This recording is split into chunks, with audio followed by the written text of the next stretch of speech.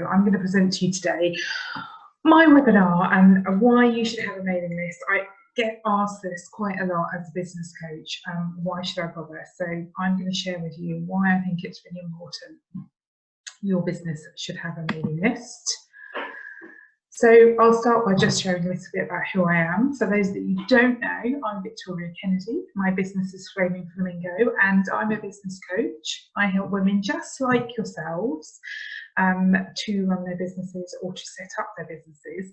And I coach on mindset and all of those feelings of imposter syndrome, confidence and everything in between that's stopping you from growing and moving on in your business. So often women come to me when they're feeling a sense of overwhelm, confusion, not knowing what the next step is, where to go with their business or how to move an idea forward. You can find me on all the usual social platforms, Flaming Flamingo Biz. Go and have a look. Okay, so let's move on. What are we going to talk about on this webinar today? We are going to be covering the roadblocks, what stops us from having a mailing list, and why do we feel that it's not something that suits our business. I'm going to be sharing with you some of the benefits to having a mailing list for your business. We're going to be uncovering some of the lies you tell yourself that is stopping you from having this mailing list, and I'm going to share with you the truth about those lies. We're going to touch on why people would sign up and what you should send them. What we're not going to be covering today is the technical side of setting up a mailing list. So anyone who knows me will know I'm not a technical person. So I won't be going into the exact how to set up your mailing list.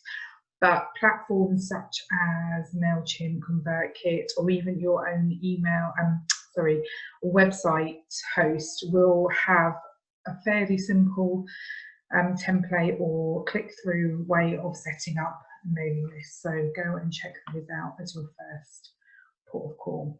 Okay, so moving on. Let's think about then something that I hear quite a lot from my clients. Social media, I've got social media, that's it, right? That's all I need? Wrong. So just a couple of things to throw out there to you. You can see on the screen, less than 6% of your followers will even see the content that you create. So, you know, that is huge. If you think about the fact that you're creating all of this stuff and then only 6% of your followers possibly will even see it. Oops, it's moved forward, so let's just go back again. With a mailing list, the statistics show that you're 5 times more likely to be seen by email. So 5 times more likely that the content you create will be viewed by your audience. That's massive. That is a reason. When we're all stressed and don't know how to improve our reach and engagement, social media is driving us mad. Why would we not have an email list when you're 5 times more likely to be seen by your audience? Okay, so moving on then, we're going to look at the roadblocks. These are the excuses or kind of the things that are in your way that are stopping you. So for anyone not sure of the terminology, roadblocks, it basically means it's that kind of belief that we hold that is stopping us from going forward. It's literally a block in our pathway. So things that I hear fairly consistently, there is quite a range of things, but these are kind of the 4 most consistent things that I hear when I ask clients about mailing lists. First of all, number 1, no clue. Why would I need a mailing list? I don't understand what the point of it is. Secondly, it's just another thing to add to my list. I don't have the time. It's going to be another thing that's going to take up all my time and I'm going to put all my energy into it and I don't know the benefit. Thirdly, lots of people hold this belief that email lists are just spammy.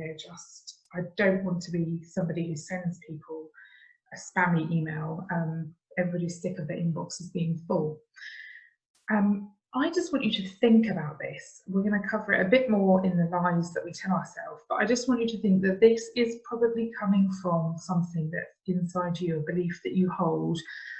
If your mailbox is full of stuff that you never read, it's just mail after mail kind of selling you something, or you've clicked once to get their lead magnet, their freebie, and then you've never looked again. So when you open your own mailbox, you see constant spam.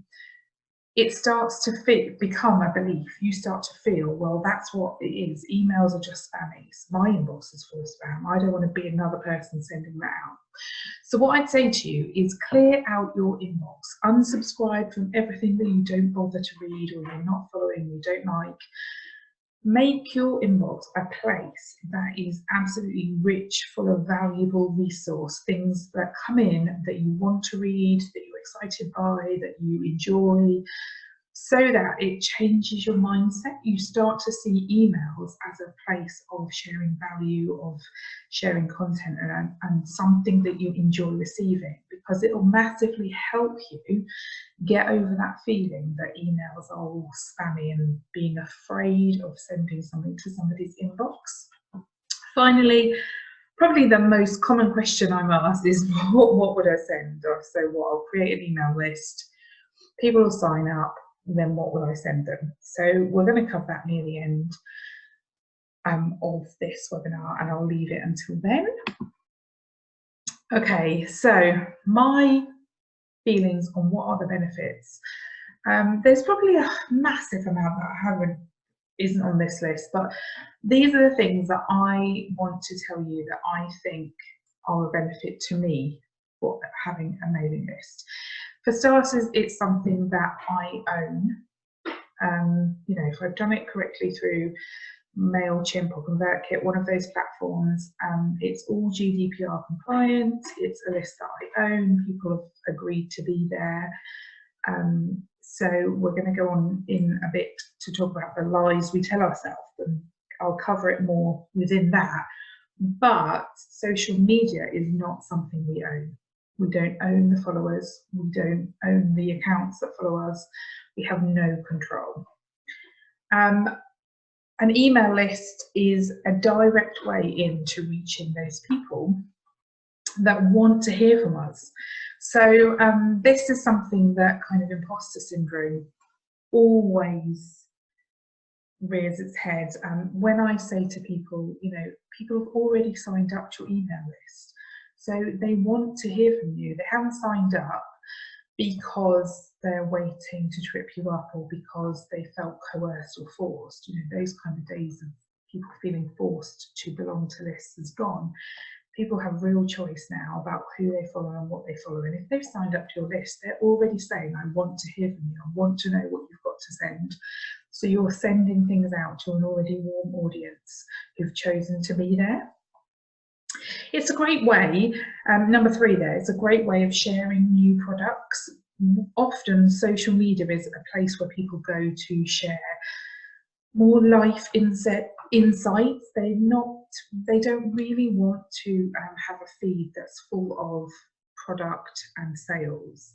Emails are a great place for sharing your new products and sharing your new ideas and telling a story about a new part of your business, because it's almost more accepted. It's what people expect from you in your emails when they're coming from a business. They want to kind of know more, and it's also a way of building kind of an exclusivity, a club that people feel that they're part of a kind of the inner circle of your business, that they might hear the news first.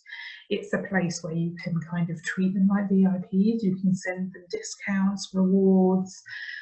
They get to know the info first. So often you'll see on social media people sharing posts saying, have you signed up to my mailing list? I'm about to send them a special offer. You want to create that for your business. You want to create a space where your loyal clients and customers feel valued, and an email list is a great place for sending them to feel that way. Finally, everyone obviously is always banging on about this whole know, like and trust factor. It's a really great way of them getting to know you more. We'll cover that a bit in a minute when I talk about what we can send, and how they can feel more related to you in terms of your story and your brand. So on to the things that I love to talk about this kind of stuff. If you were at my workshop yesterday, you if you didn't know, I did a workshop yesterday about challenging your self-limiting beliefs. If you're one of my clients, you'll massively know that this is something that I am always banging on about, always talking about. We tell ourselves as women and as business owners so many little lies that stop us from doing the things that we need to do, and they stop us from being visible within our business. They stop us from launching new products, new services, going out there and shouting about what we do, because we tell ourselves just lots of these little kind of lies. We hold these beliefs that are not really founded in anything that's truth. So these are the three big things that I want to challenge you on today, because I want to just come out and say you are lying to yourself, basically, if you think any of these three things. If you're telling yourself social media is way more important, this is where I should be putting all of my energy, I'm not going to bother with a mailing list, it's just not important. Well, I want to say to you, social media is rented space. You do not own that space. If the platform closed down tomorrow, all of those people who follow you are gone. Where would you get? How would you find them again?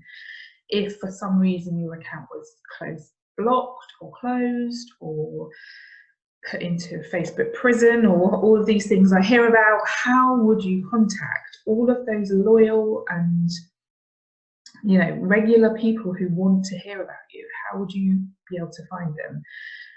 We all continually moan about battling the algorithms. Well, how would you have you don't have any control if they decided that tomorrow all businesses must pay to be present on Facebook. But with a mailing list, you have full control. You own that list, you can decide who's on that list, you can decide what to send them, you can decide how regularly to send it to them. You can control, you can even ask them to reply back to you, so you can have conversations with them via your email list. So if you're in the camp of thinking social media is more important, it's not true, and it's just you distracting yourself or putting up a block that doesn't need to be there. So we talked about this a little bit already. If you're holding this belief, or you're telling yourself, emails are just spammy, they're awful, I'm not going down that route, I'm not going to be one of those people that sends out these horrible spammy emails. Well, good, because nobody wants to receive spam. So yes, emails can be spammy if you continually bombard your list with sales pitches and buy from me and this offer and take this. If it's all about sales, then yes, you're going to be spammy. But come on, you guys are way better than that already. You already know this, so you're not currently creating content on social media that's spammy, I hope. So why would you do that to your mailing list? You value these people, yeah? They're your regular customers, they're your regular audience. So you're not going to suddenly become this person that's really spammy if it's not your way of doing business already. You're going to use this mailing list as a way of adding value to those customers, providing them with content that they're going to really enjoy and like. Finally, I hear this one a lot, this lie that you have nothing to say. It's this kind of imposter syndrome taking over. It's this limiting belief that's making you believe you're not an expert, that what you have to say isn't relevant, that you're not, you haven't got anything that's interesting, your business isn't interesting. I hear it quite a lot from people who say, like, oh, I'm an accountant, what would I send my mailing list? They don't want to hear this boring subject matter. And I just want to say to you, there is nothing wrong with thinking outside of the box. Just because what you first of all, what you think you have to say and how your audience receive that information is never the same. So you might think what you're doing is boring, or what you've got to say is boring, but it's not. Right now, I am filming myself presenting this webinar because I'm going to cut down that video into a time lapse and share it with my audience as a behind the scenes, what I do when I'm at my desk or during the day, because people want to see that kind of content. So don't be afraid that what you have to say is boring or it's irrelevant, because it's not. You'll be really surprised at what it is your audience wants to hear from you. So let's move on to this whole kind of great, well, it's kind of like this is a really diverse area. When people say, why would I want to sign up? Why would people click on my link and give me their email address? And lots and lots and lots of people will say to you, give them something for free. Give them a freebie and that will make them want to sign up. They're called lead magnets. They're a reason that people, it's kind of like doing an exchange. You give me your email address, I'll give you X for free.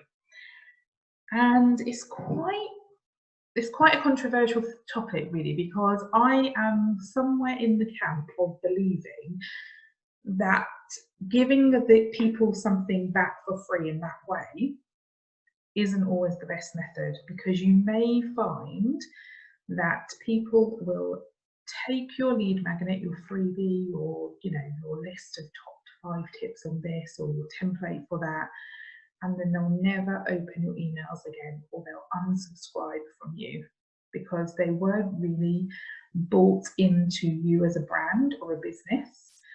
What you want, the people you want signing up to your mailing list, are the people that feel they are part of your journey and they are interested in you as a brand and a business and a service or a product already. So for me, people should be wanting to sign up to your mailing list because it's all about the content. They want what you can give them.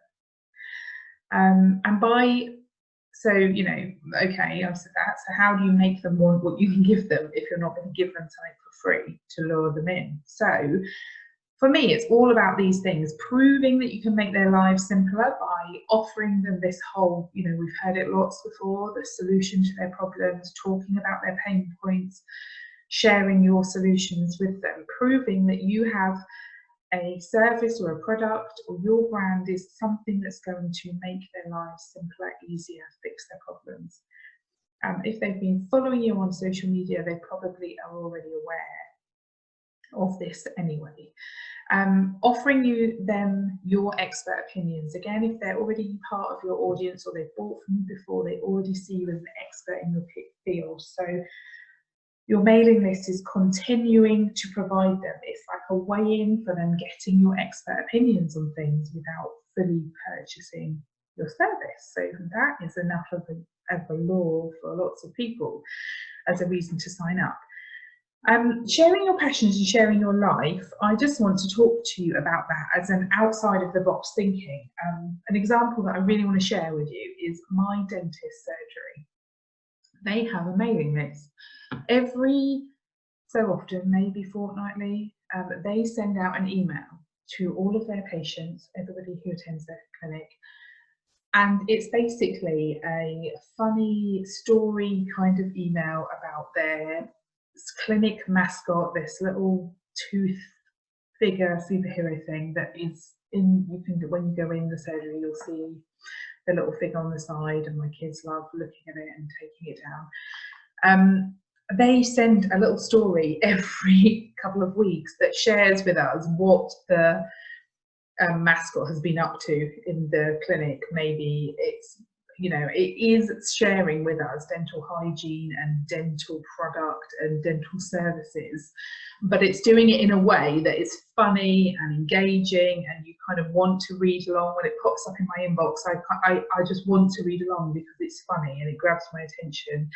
I can share it with my kids.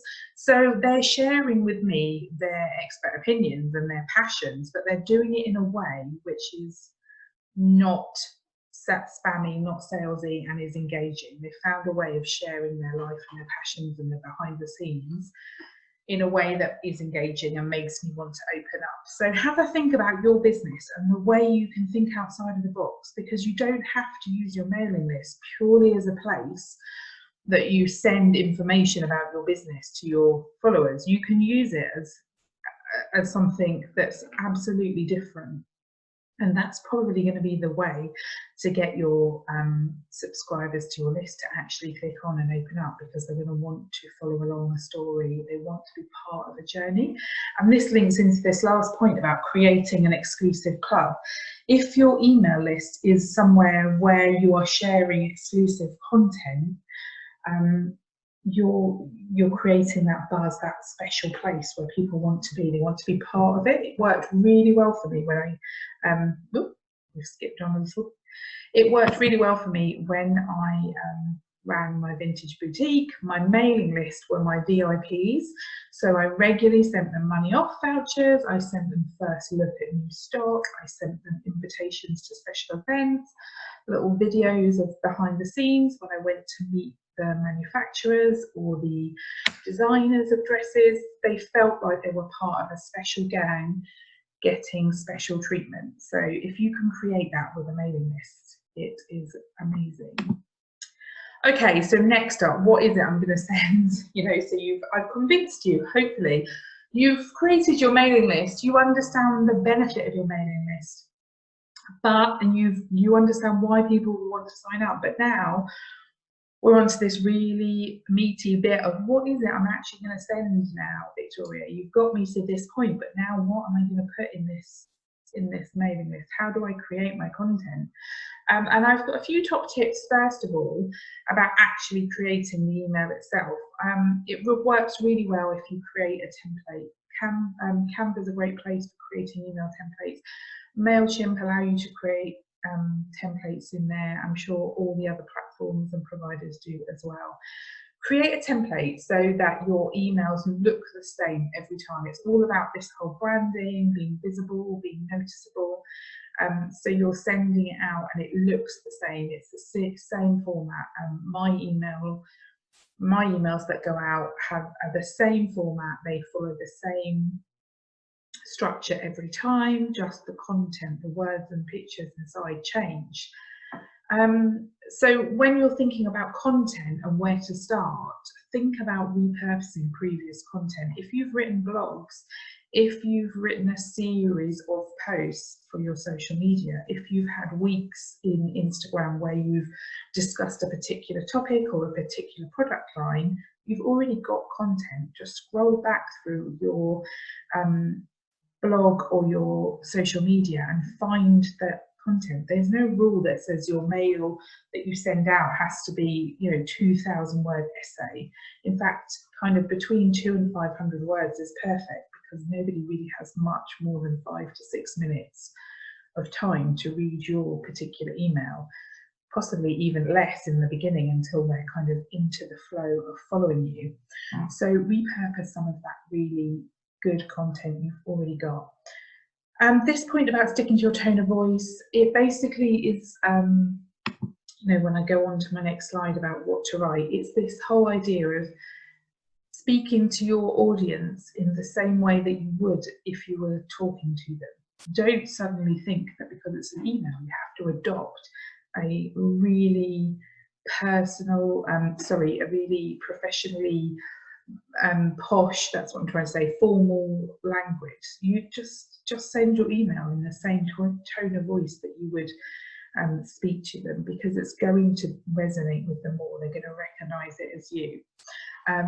A really good tip is to make sure you use their name in the beginning so that they feel like it's not just a blanket email that's gone out to everybody. It's all completely personal preference, but I hate these emails that come into me that say, "Hi, beautiful lady, hi, lovely," because I just feel like you've sent that out to everybody for starters, and you're too lazy to include my name, when realistically including a name is really simple, because it's just a drop-down option in most templates on email providers. but also it's just so generic. So include their name and use a greeting that you would use. I say to my clients, start your emails in the same way that you would if you spotted that person, that friend in the street. How would you engage with them? If you're a hello, say hello. If you're a hi, if you're a hey, I know people who, for English is their second language, they often use their own mother tongue version of hello. Just be real. Keep it the way that you would speak to them if you saw them in person. Second tip, when you're thinking about what to actually write, is brainstorm. So I often sit down with clients and we'll just brainstorm all the possible topics that they could cover that are related to their business and their industry, and things that they are passionate about, things that they want to say, topics that they are want to share information on. Create a really big brainstorm and then go back to that and look at how you could include that in your mailing list. Could you include it as an interview with somebody? Could you include it as a link to an article? You know, mailing list content doesn't just have to be written. You could include links to YouTube clips, you could include links to videos that you've seen. So think of, brainstorm all those possible topics. When it comes to narrowing it down, pick things that you would like to read. Think about what is it that makes you open an email and read it from the beginning to the end. You know, think about, like my example of my dentist surgery. That kind of captures my silly imagination and I think it's funny, so I want to read it. So try and do the same for your audience. Include things that you would want to read in the hope that they share your passion too. And finally, think about why it is your clients are reading your emails. What is it that you promised them when you started, when you offered them the facility of signing up to your email list? What did you say? Did you say, I'm going to be sharing my expert opinion, my new products, my services and insight to my background? What is it you told them that your emails would contain, and keep to that. You know, don't promise them that you're going to send out emails about behind the scenes and then send them just continue new product updates. Think about what it is, what the reason why your clients and your customers are there anyway. Okay, so hopefully I've now convinced you. I've spent a bit of time telling you about the roadblocks that you might be thinking, telling you my benefits to having a mailing list. I've challenged those lies that you're probably telling yourself. I have told you some of my top tips for how to create it and what to write. So my final challenge over to you guys is to actually go ahead and create your mailing list. If you don't have one already, go and put it on your list to do next week. It's so simple. The actual creation of a mailing list is really simple. You just create a sign up form and share it on all of your platforms, and people will click on and sign up. You'll be really, honestly, you'll be really surprised that people will click on and sign up because they want to join in the fun and be part of your journey. Just a quick note about those pop-ups that come up when if you have a website, you can embed your mailing list sign-up form into your website. And you've probably been on those websites before where you're looking at the homepage and then it pops up saying, oh, hi, please join my mailing list. So make sure I'm not saying you should have that. Personally, they massively annoy me when I visit a website, but you should definitely have something on your website somewhere that allows people to join your mailing list, because just because they found your website, and even if your blog is on your website and the content of your mailing list is pointing people back to your blog, it doesn't mean people will keep returning to your website to see the latest updates. You still want them to sign up. Same if people follow you on social media, you don't just want them there for all the reasons I've already discussed, but also you just want to be able to share your content direct with them. So make sure that there's really clear links to your mailing list so that people know how to sign up, because just creating a mailing list and having a sign up form and sharing it once isn't the end. You need to regularly share your sign up link with people. So I have it as a recurring post monthly on all of my socials, and I do have it as that annoying pop-up box on my website page, even though I really hate it. Okay, so I am going to pop off the screen share motion now and see if anybody has any questions. I will just pop in and hopefully unmute. So if anybody has any questions, they can, here we go, hopefully now people are unmuted. So if you have any questions, feel free to pop them in the chat box. I'm going to turn off recording now, but if you're watching this in the playback and you have any questions, then just pop me a message on socials or email me back to the link that I send you, and send me your questions and I'll hopefully try and help. Like I said, if they're technical questions about particular platforms, I might, on MailChimp I'm quite good at the basics, but other platforms I might not be able to help. But still ask away, I might know someone who can help you. Okay, so I'm going to